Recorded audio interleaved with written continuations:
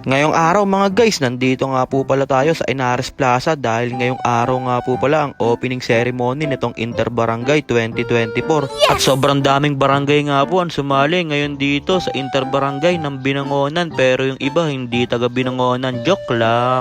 Sobrang ganda ba naman kasi ng Interbarangay dito sa Binangonan, kaya dinadayo pa ng mga taga ibang bayan. Kaya tara, samahan nyo na kami dito sa aming trip. Let's go!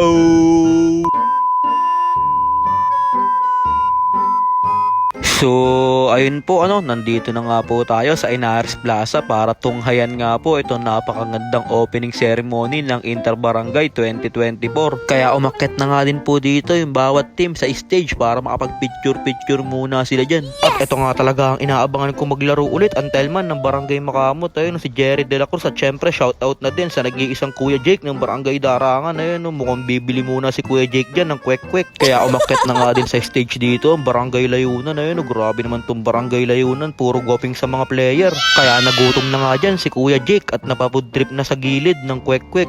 Grabe naman si Kuya Jake, tamang food trip lang sa side. Sobrang aga ba naman ng parada, alas 5 ang simula, talagang magugutom ang mga player. Kaya umakyat na nga din sa stage dito ang Barangay Libid at nakita ko pa nga dyan si Christian Rondina. Grabe naman yun, sa batingan naglalaro ng Summer League pero sa Interbarangay sa Libid lumalaro. Balimbing ka, idol. Kaya ang sunod na umakyat na nga dyan sa stage ay itong Barangay Libis na mga underdog daw, sabi ni Coach GTV, pero mukhang mga wild dogs to pag naglaro na sa Inares Plaza. Abangan nyo na lang mga guys. Kita nyo naman sa picturean pa lang parang mangangagat kagad si Alexander Lubarbio. Paano pa kaya pag sa mismong laro na, baka biglang manakmal yan. Talagang kaabang-abang nga po lahat ng laro ng Interbarangay dito sa Binangonan dahil bandaming ang drama na nangyari dito bago mag-opening itong Interbarangay na to. Kaya pusoy muna kayong lahat sa nag-iisang Jerry Crabal ng Barangay Lunsad.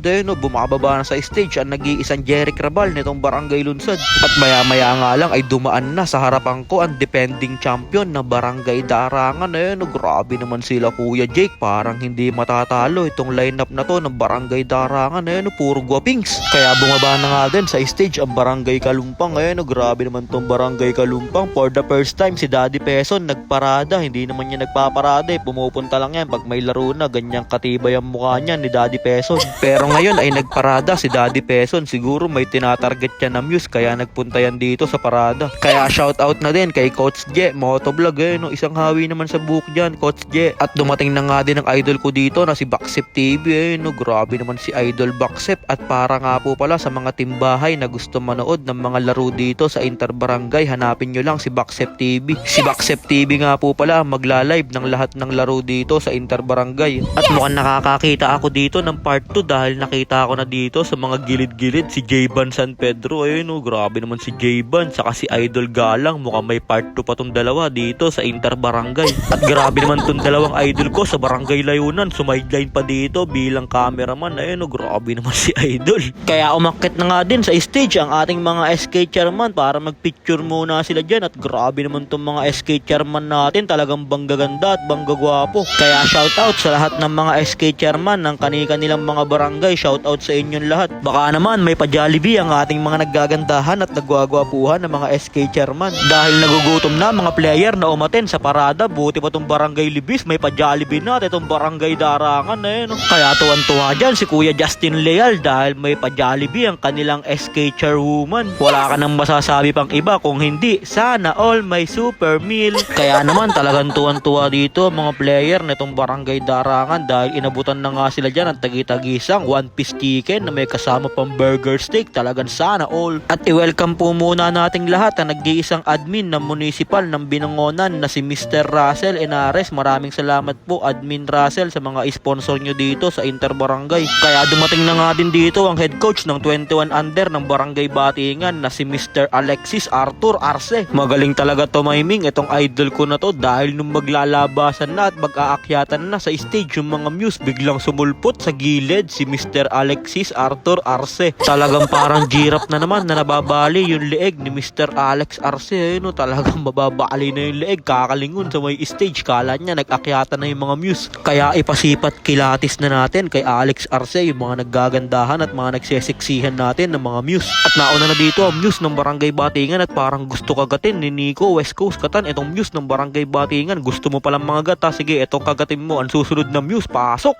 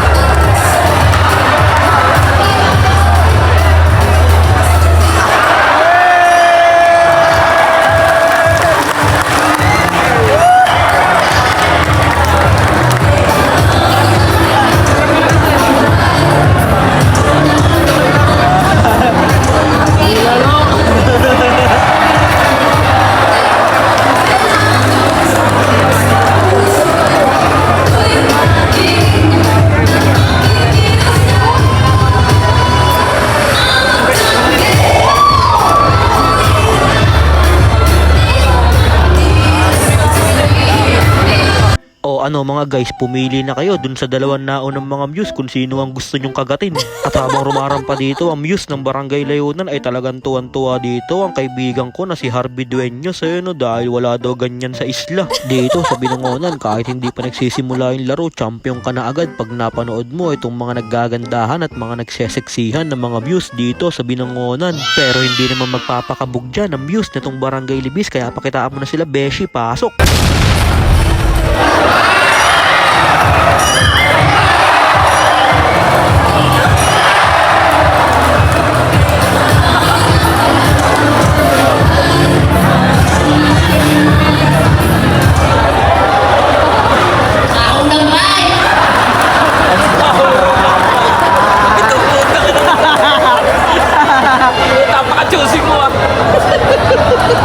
My name is Marija, President Mari from Barangay Libis.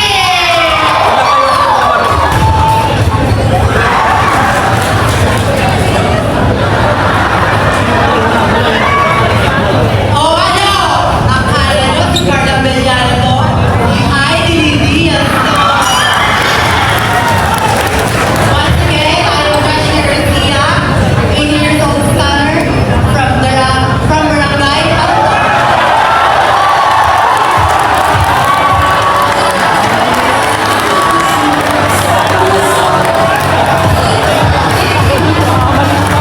Nagkamali pa si Beshi, from Barangay Darangan daw, Barangay Pantok yung suot niya na pang muse. Kaya shoutout po ulit sa lahat na nagpunta at nanood ng opening dito sa Inares Plaza. Mabuhay po kayong lahat. At syempre shoutout na din sa mga harang ng Binangonan. Ayun, nagsama-sama na nga po dito ang mga harang ng Binangonan. Kaya galingan nyo mga idol sa mga kanya-kanya yung mga barangay. Pakitaan nyo ng mga quality na highlights itong interbarangay ng Binangonan. Kaya shoutout ulit sa inyong lahat mga idol. Good luck sa mga laro nyo dito sa interbarangay ng Binangonan. Kaya tinawag na nga din dyan ng Lake Hounds. Pasok!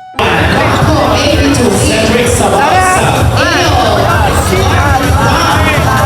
Greg Ramos, Jamie Pimentel, Levi Virtus, Vince Layson, Charles Katipunan, Felix Simon, Jovan Nicandro, Kian Evangelista, Jeric de Doblan, Coach J.R. Bruno, Coach Mervyn Bautista, and of course our team owner, our admin Russell Inares. Congratulations, and we are so proud of all the late house. and congratulations for being pride to our dear municipality of Binangonan. Once again, palakpakan po natin ang ating mga Binangonan Lake House basketball team. At this time, partner, we have a special announcement. Kailangan po natin for the ceremonial toast, 30 under players of Barangay Larangan basketball and basketball of Barangay Mambog. Our last year's and final two for the ceremonial toast. Again, yung mga coach or SK Chairperson ng Barangay Mambog and Barangay Larangan for the ceremonial toast dito sa gitna. So sa lahat po ng ating mga teams, pumunta na po muna tayo sa At mukhang naiinip na nga si Jayban San Pedro dahil nagkakabot na siya sa ulo niya dahil bantagal nga matapos nitong opening ceremony. Awatin niyo yan si Jayban, baka bigla yan mag-amok dahil naiinip na. Nagpapatunog pa ng kamao, parang biglang mananapak si Jayban San Pedro. At syempre shoutout na nga din po sa nag-iisang cute ng Barangay San Carlos, si Kuya Carl Balye. Shoutout sa'yo Kuya Carl, napaka-etok mo pa din, wala ka pa din pinagbago. At maraming salamat po ulit sa Barangay Batingan sa palibreng sapatos para sa mga manlalaro ng Barangay Batingan. Talagang napakaganda po tignan. Pari sa 21 under, pare-parehas naka-new shoes. Sabay naninipat ng mga muse. Kaya tinawag na nga din dyan yung dalawang team na naglaban nung nakaraang finals ng Interbarangay, Barangay Mambog versus Barangay Darangan. Dahil magpipicture nga muna sila sa gitna, ay kaso bantagal nila. Kaya sabi ni Benz Lubarbio, ako na lang mag-isa, picturean nyo. Picture mo naman. Ang magano, kaya ba? Okay. sige po, mag-partner na kayo. Sige po na rin na. Picture na.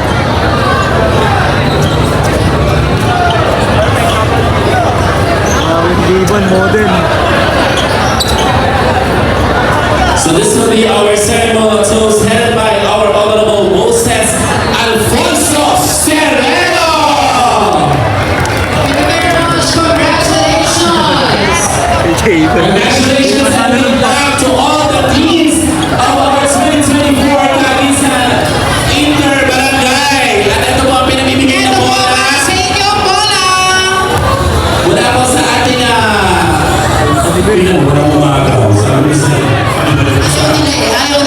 grabe naman tong idolo kong tunay. Talagang hindi pa nagsisimula yung laro, talagang panalo kagad ang aking idolo. Gusto mo pala sa kabarangay mo ha, ayaw mo pala sa ibang barangay. Sa bagay, mas masarap magmahal pag parehas kayo ng barangay dahil malapit lang kayo sa isa't isa. Madali maka-babe time pag parehas lang kayo ng barangay. Pero akala ko kontento na sa kabarangay ang aking idolo na si Rico J. Angustia, pero hindi pa pala dahil nakasipat pa siya dito ng taga-ibang barangay. Ayan, no? Talagang grabe ka na, idolo kong tunay. Nagpa-picture ka ba naman sa dalawang babae na volleyball player ng barangay Libis? Ano kasi bugoy na kulokoy? 2 wipes, what a life. Hayop ka talaga, Rico J. Ang ganda mong lalaki. Sige, angas ba? Hanggang ba? Makakadalawa ka ba dyan? Saan ito ang apelido nito? Angustia. Okay, kung may dating sa aming lahat. Angustia, babaero.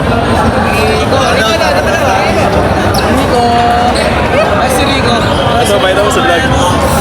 Grabe yun.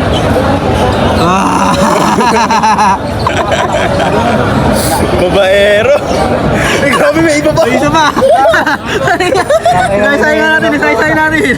O mga guys, sa mga above dyan, pinapakita ko na sa inyo dahil baka biglang mag-chat sa inyo si Rico J. Angustia ng hi. Huwag nyo nang replyan ng hello. Pag chinat kayo ng hi ni Rico J, i-block nyo na kagad. Dahil baka madamay lang kayo sa mga above na pinaiyak ni Rico J. Angustia. Pinagtatawanan ka lang tuloy ni Boss Kyle dahil si Boss Kyle loyal kahit ba dami nagpapapicture sa kanya, nananakbo siya, ayaw daw niya. Dahil baka magalit daw ang Bebe Gwen niya at makancel pa ang kanyang new shoes. At nararamdaman ko mukhang malapit na matapos itong opening ceremony ng Inter Barangay dahil bumunot na kung sino lang yung may mga laro. At wala nga din po muna kaming laro dahil hindi kami nakabunot ng kalaban. Kaya yun lang mga guys, maraming salamat nga po pala sa walang sawang pagsuporta at sa palaging panonood. I-follow nyo na po si Ninin Vlogs para sa mga susunod pang vlogs. Mag-ingat po kayo palagi. Bye bye! Yo!